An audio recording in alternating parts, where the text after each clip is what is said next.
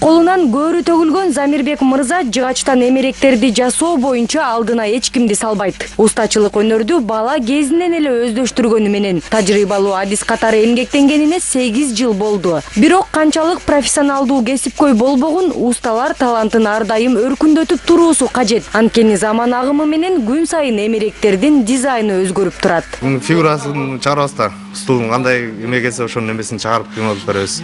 Кичине шел тура эмес болуп калса, ал жерин чыгарганга аракет кылышыбыз керек.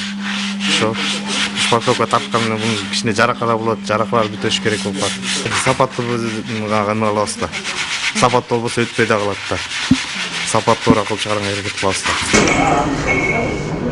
Бул ишканада Замирбек Исраиловго окшогон чеберлердин саны 40ка жетет. Алар эшик, терезе, отургуч сыяктуу эмеректерди жасап Кыргызстандын аймагына сатышат. Жыгачтар сырттан келбейт. Жашылдандыруу мекемеси менен келишим түзүлгөндүктөн жергиликтүү каражаттар гана колдонулууда. Дарактар тазаланып, кургаганга чейин 2 жыл убакыт сарпталат. Мындан улам жасалган товарлар сапаттуу болуп, россиялык кардарлардын кызыгуусу артууда. Идет разговор вот это мы с российскими Учурда Орусия курулуш компаниясы менен сүйлөшүүлөр жүрүп жатат. Алар биздин жаңгактын жана кара жыгачтын дарагынан жасалган эмеректерибизди баалашууда. Азырынча экспортко чыга элекпиз. Анткени техникаларыбыз жетишпейт. Эскилиги жетип, шартыбыз абдан начар болчу. 2 жыл болду буттан туруп баштаганыбызга. У нас работа в таких местах стоит. Ишкана кулачын кеңейтүү максатында 2015 жылы Кыргыз-Орус өнүктүрүү фондунан $150 000 насыя алган. Ага Кытайдан, Германиядан, Түркиядан жана Орусиядан эмерек жасоого керектелүүчү 8 техника сатып алып, айына 50 куб метр өлчөмүндөгү жыгачтан түрдүү жабдууларды жасашат. Мисалы фрезердик станоктон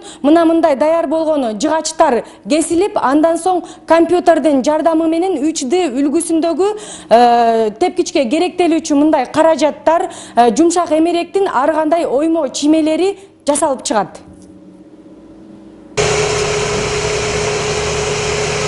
Мындай орто жана чакан ишканаларды колдоо өнүктүрүү фондунун башкы максаты. Компаниянын жардамы менен кредит алган дагы бир ишкананын өндүрүмү өр алууда. Кубаттуулугу 1 жыл ичинде эле 3 эсеге өскөн мекеме саатына 260 тоннага чейин таштарды кайра иштетет. Андан чыккан кум, шагылдар Ордо каладагы имараттарга, жолдорго төшөлүүдө. У нас сейчас штат 18 человек. Мен Кыргыз-Орус өнүктүрүү фондунан 20 миллион сом насыя алгам. Каражатка Кытайдан таштарды майдалаган техника сатып алдым. Карамагымда 18 адам иштейт. Ишкана түптөлгөнүнө 3 жыл эле болду. Азырынча Чүй облусуна жана Бишкек шаарына гана курулуш материалдарыбызды сатабыз. Этого мы перерабатываем порядка 60 тонн в час. Аталган фонддон мына ушундай насыя алып, ишканасын өркүндөткөндөрдүн саны 685ке жетти. Дагы 25 долбоор каралууда. Жарандарга жеңилдиктерди түзүү максатында эми Кыргыз-Орус өнүктүрүү фонду микрокредиттик компаниялар менен да иштешүүнү көздөөдө. Бул лизингүү операцияларга